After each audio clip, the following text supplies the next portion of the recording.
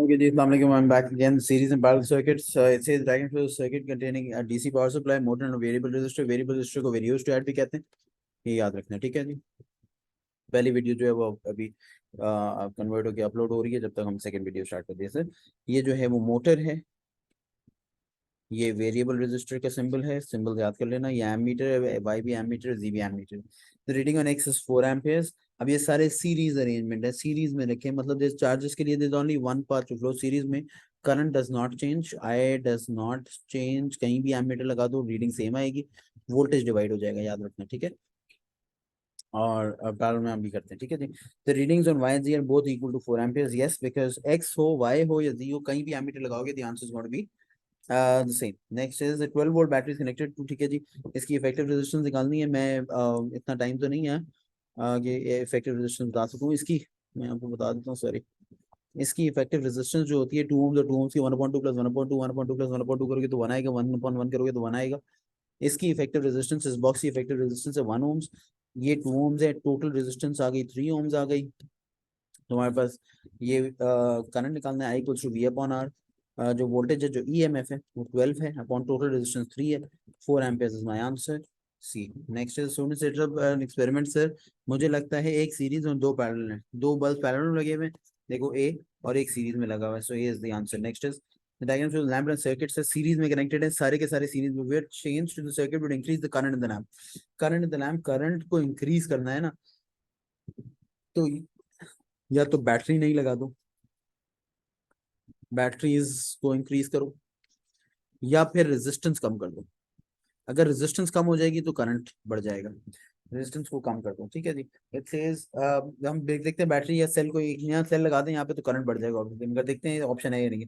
Adding another resistor, adding another resistor, decreasing the EMF, नहीं कोई फायदा नहीं है. Moving the lamp to point पे, नहीं सर. वो ये वाला पॉइंट तो है नहीं, बैटरीज वाला पॉइंट नहीं. अब रेजिस्टेंस पे आते हैं. एडिंग अनदर रेजिस्टेंस, जब याद रखोगे जब पैरेलल में सर्किट, जब एक रेजिस्टर पैरेलल में ऐड करोगे तो इफेक्टिव रेजिस्टेंस कम हो जाएगी. अगर 2 ओम्स और 2 ओम्स ऐड करोगे, देखो 2 ओम्स का ये रेजिस्टर है और 2 ओम्स का ये रेजिस्टर, इनको ऐड करोगे तो टोटल रेजिस्टेंस 4 ओम्स हो जाएगी, राइट.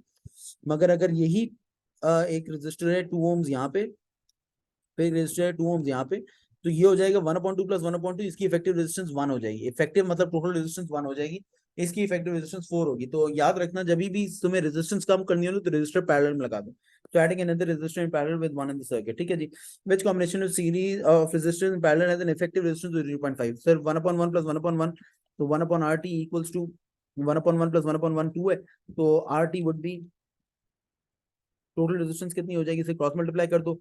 2 को नीचे ले आओ, RT उधर ले जाओ, तो 1/2 इक्वल्स टू 0.5 ओम्स. एंड मुझे 0.5 ओम्स ही इफेक्टिव चाहिए थी. That is why A is the answer. इसकी इफेक्टिव रेजिस्टेंस निकालते हैं. 1/2 प्लस 1/2, 1/2 प्लस 1/2 इज 0.5. 0.5 तो ये इसकी इफेक्टिव रेजिस्टेंस 1 ओम्स आ रही है. इसकी 1 है और 3 है, so 1/1 प्लस 1/3 को रेसिप्रोकेट कर देना, ठीक है जी. तो 1/1 प्लस 1/3 हो जाएगा 4/3, 1/3.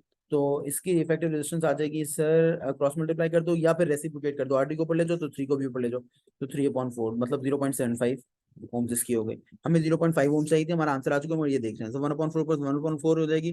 1/4 प्लस 1/4 करोगे तो 1/2 आ जाएगा. 1/, इसको रेसिप्रोकेट कर देना. 0.25 प्लस 0.25 इज 1/2, 0.5. तो ये अगर RT चाहिए तो sir it's going to be 2/1. तो इफेक्टिव रेजिस्टेंस इसकी 2 आ जाएगी. मैं लिख देता हूँ 1/4 प्लस 1/4 इक्वल्स टू 1/RT. तो ये आ जाएगा 1/2 equals to 1/RT. RT equals to 2 ohms. Cross multiply कर लो या रेसिप्रोकेट कर दो. RT को भी भेजो तो 2 को भी भेजो, राइट.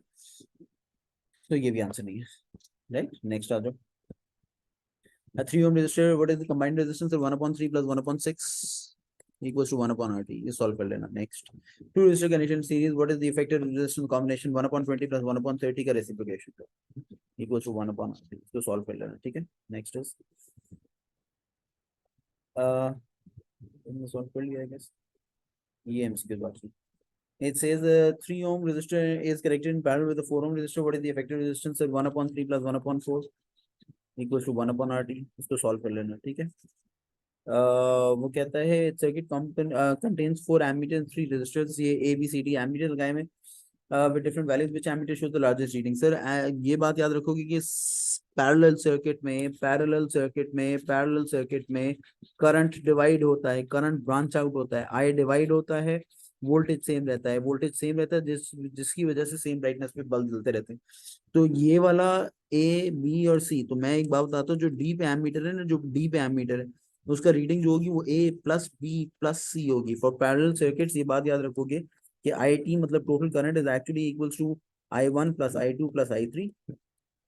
और अगर सीरीज सर्किट की बात करो तो सीरीज सर्किट में, ये तुमने मॉक में दिया था एक दफा, इस तरह का रिलेशनशिप होता है, I T equals to total current equals to individual currents, I A equals to I B equals to I C. तो जितना भी कर वो सारे बराबर होते हैं, पैरेलल में डिवाइड होता है, याद रखोगे। So D is the greatest current show करेगा। Identical cell and identical resistor used to make the circuit the in circuit 1 ammeter 2 ampere read कर रहा है।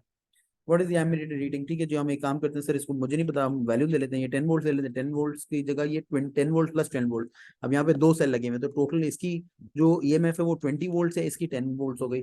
अब फर्ज करो, अब अगर तुम्हारे पास वोल्टेज जितना है और ये एमीटर रीडिंग 2 एम्पियर है, तो ये 5 ओम का रेजिस्टर होना चाहिए, क्योंकि I equals to V upon R. तो ये 10 वोल्ट अपॉन 5 ओम्स हो जाएगा, तो 2 एम्पियर शो करेगा, राइट। और क्योंकि आइडेंटिकल है तो 5 ओम्स है और ये 5 ओम्स है। अब 5 और 5 हो तो 2.5 हो जाता है, 2 और 2 हो तो 1 हो जाता है, 4 और 4 हो तो 2 हो जाता है। इफेक्टिव रेजिस्टेंस इसकी 2.5 है। मैं डायरेक्टली बता रहा हूँ, सॉल्व करके देख लेना। 2.5 ओम्स इसका आ गया सर। अब मैं इसकी आई निकालता हूँ, करंट निकालता हूँ, it's going to be V upon R which is going to be 20 upon 2.5। 20 upon 2.5 करोगे तो 8 एम्पियर आ रहा है। यहाँ पे 2 एम्पियर आया है, यहाँ पे 8 एम्पियर आया है। वो कहता है what is the ammeter in circuit 2, it's 8 ampere, right.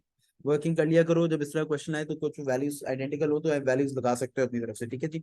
It's the diagram shows circuit containing 3 ammeters P Q and are.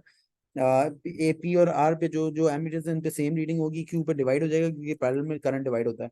It's the reading on P is equal to the reading on R. ये बात याद रखोगे क्योंकि ये दोनों eventually current branch out होके पहले P में जाता है, सॉरी ब्रांच आउट होके नहीं, वहां से निकलता है पी में जाता है, फिर यहाँ पे ब्रांच आउट होता है, इस जंक्शन के बाद ब्रांच आउट हो जाता है, डिवाइड हो जाता है क्योंकि पैरेलल सर्किट। इसके बाद दोबारा वापस कंबाइन होके back to negative terminal. So P और आर पे रीडिंग सेम होगी।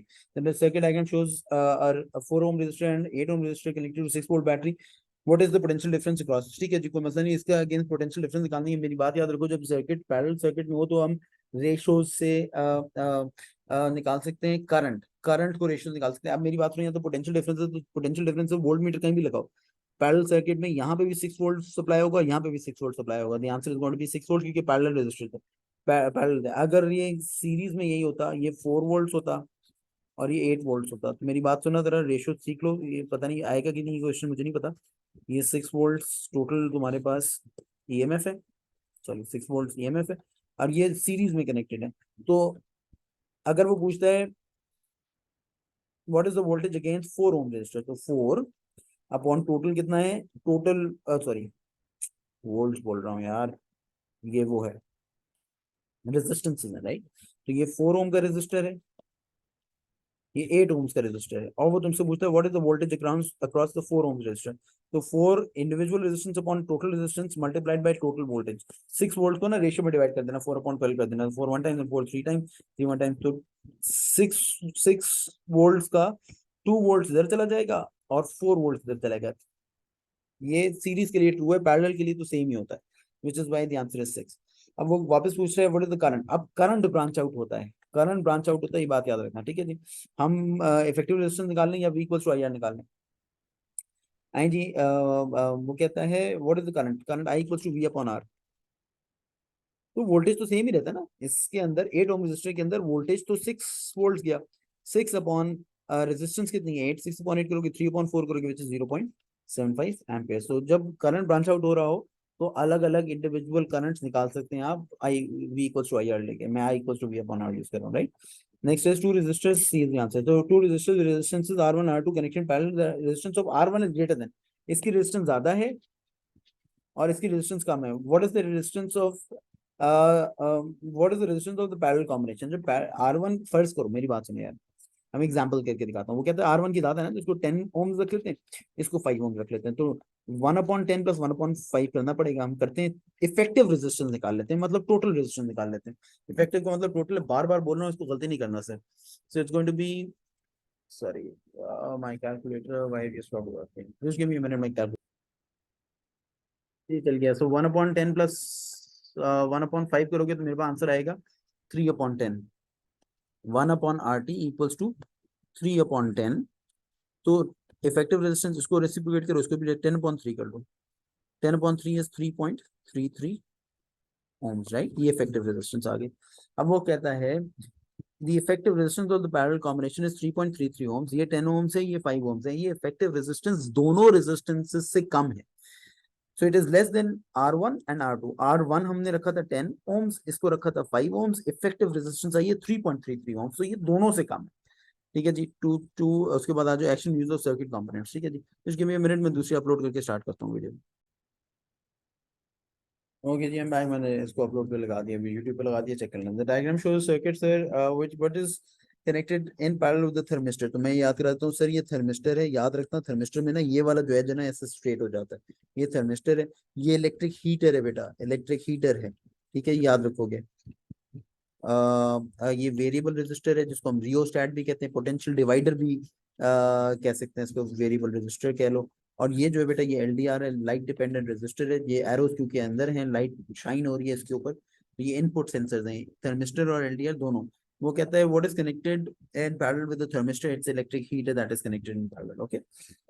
उसके बाद हम आ जाते हैं, सॉरी, क्वेश्चन नंबर 219 पे। क्वेश्चन 219 जो है वो जरा आप कोशिश करना, ये करो। जो 219 मैं चाहता हूँ कि आप लोग करो, बिकॉज अभी नहीं करना, जब मैं सारा करा दूं उसके बाद फिर वापस आके करना। पहले करने पहले सीख लोगे उसके बाद। सर ये डायोड जो है, diode allows current only in one direction, ये बात मैं अभी पूरा करा चुका हूँ। Allows current in only one direction लिख लो। अलाउज करंट या charges to flow in only one direction.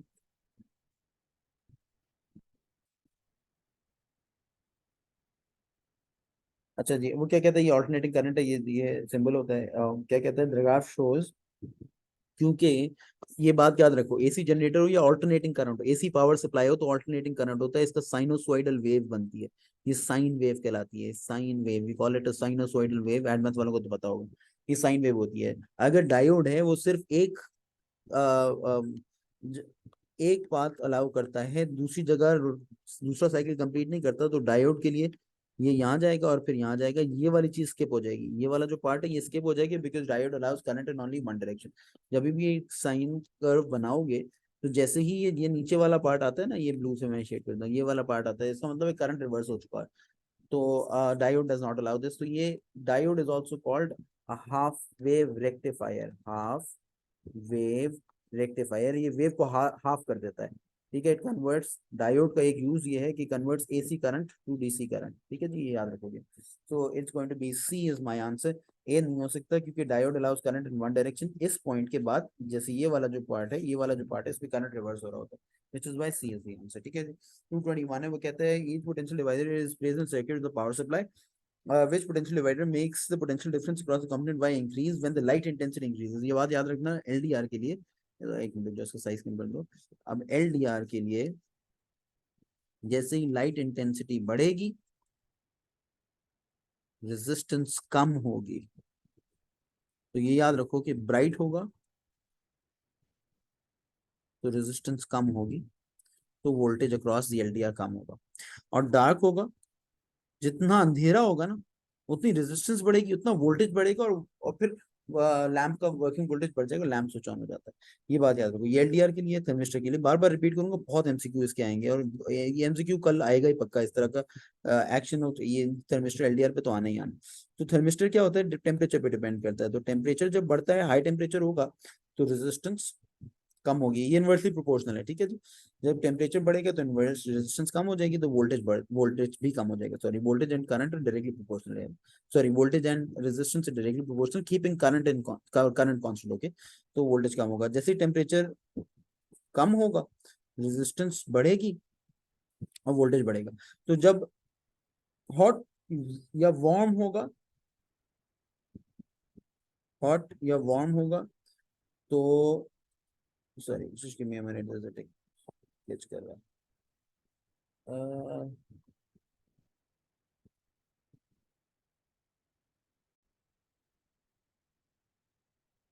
और यार वो टेक्निकल ग्लिच था, वो सॉफ्टवेयर हैंग कर जाता है, मुझे समझ नहीं आता। मैं दोबारा लिख रहा हूँ सर एलडीआर और थर्मिस्टर के बारे में। तो LDR is light dependent register, जब ब्राइट होता है। एक मिनट को मैं तुम्हें दूसरा